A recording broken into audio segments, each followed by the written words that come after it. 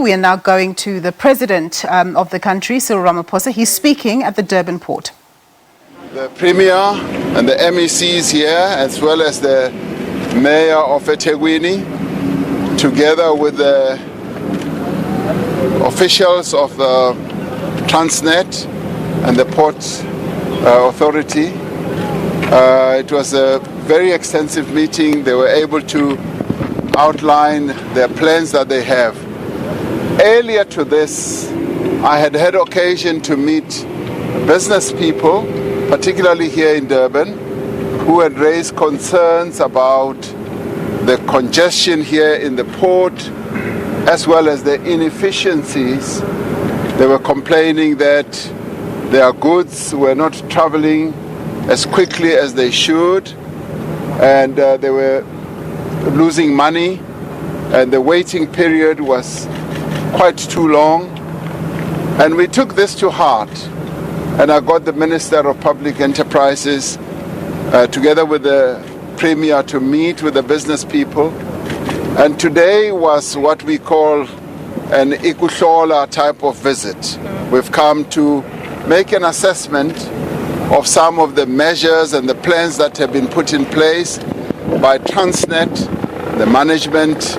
I must say that I was hugely impressed about the plans that they've put in place, and they've already started the process of addressing the concerns that were raised by the private sector.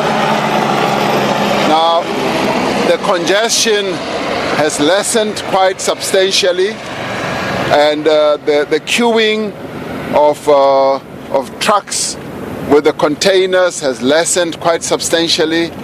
And the CEO, Portia Darby, is busy together with her executives and working with the board, of course, to get rid of the inefficiencies.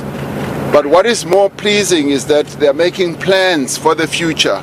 They are already looking at 2032 and putting forward a plan which is going to require 100 billion rand to invest, and which will create up to 180,000 type of jobs in the intervening period. Now, the plans fit in very well with the reforms that we've been talking about, that we want to see reforms that will also impact on how our ports function. Now, Transnet, as far as I'm concerned, has turned the corner. It is now under really good management, good corporate governance as well through the board, and it's working together with various stakeholders and advancing our district development model, working with the province at a very deep level, working out plans together with the municipality, and that's what we wanted to hear and to see. That is now underway, and they've already mapped up the whole port area and identified nodes or areas that require improvement, expanding the footprint of the port, and making sure that there can be a container area and a bulk area and all that.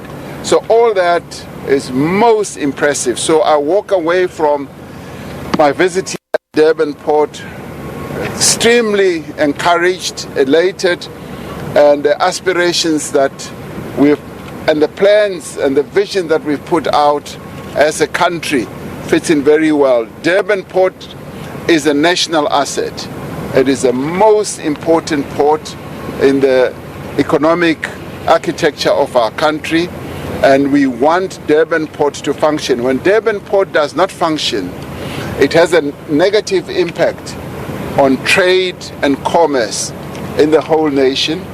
It is therefore important that it should. So we're very pleased that the management has it in hand, and all that remains now is implementation. And the chairman of the board, Mr. Ramabulana, told me that they are going to implement. This is an implementable plan. They know, the executives know, led by Portia Darby, they know exactly what needs to be done to implement this plan, working together with the province and with the city, the metro. They know exactly where it's going to go. And it's going to have wonderful areas, entertainment areas, and allowing people to be able to come. And this is a dream in the making. It's going to be a really success story, and pleased with the way it is going forward. So I walk away from here a happy man. And thank you very much. Through my happiness, I don't think you even have a single question. Mr. President, just about opposition that we've seen by, for example, Satau outside. Yes. They have their fears that they put in their placards about privatization. Yeah. Is there any way that you would like to respond to that? We're not privatizing Transnet.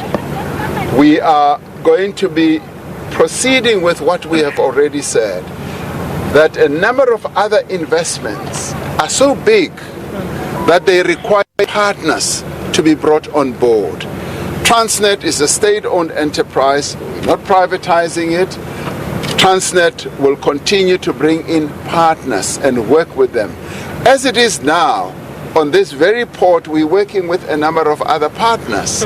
They work with us, and we need to draw great benefit from the private sector that can bring in money, that can bring in technology. But the way Transnet is being strengthened now, we believe that in a much stronger position to be able to work with other partners from a position of strength. And so therefore, workers need not fear. They need not fear for the loss of their jobs. Their jobs will carry on, and if anything, it will just be shifting here and there from one division to the other. But in the main, we are going to create jobs here. We're going to create tens and tens of thousands of jobs. So we're going to be meeting with Satau to assure them and also to hear their views, because it's also important that we should hear their views. So I have no real fear or concern. And as a government, as the governing party, we will continue to be biased towards the working class. And our objective here is to be developmental. We want to develop this whole port area, the precinct, for the benefit of the people of eThekwini, the province, and South Africa as a whole. Mr. President, can you just briefly comment on the issue of the relocation of the head office of The relocation of the headquarters of the Port Authority is a matter that is in discussion. Transnet has decided from a commercial point of view in a particular direction, and of course the province has other aspirations, and we did address it and said, I prefer that we should sit down and discuss this matter and find a workable and amicable solution around this. So it's not a train smash. Prisoners to move from sea to air. Last question. As we continue to battle with the COVID-19 pandemic, are there any vaccine companies that you're approaching following what has happened with the J&J?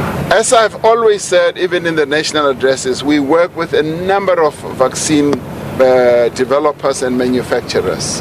We work with the Chinese, the Russians, and the Cubans, and European companies, and so forth.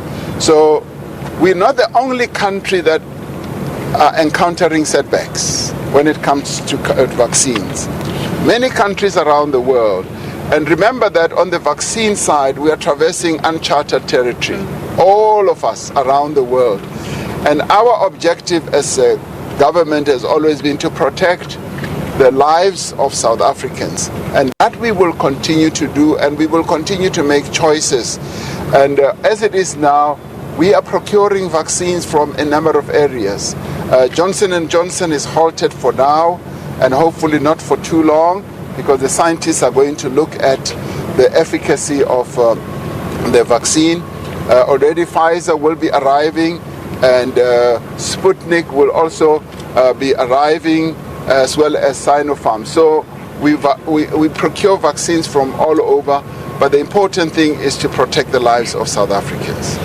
Thank you very much. In terms of job creation, what about leadership in state-owned entities and government? Gwede Matashe yesterday said that the ANC is committed to cadre development and cadre deployment in government. Do you not think people should be in government on merit? Well, I'm going to answer that question when I appear before the Zondo Commission myself. So hold your breath until then.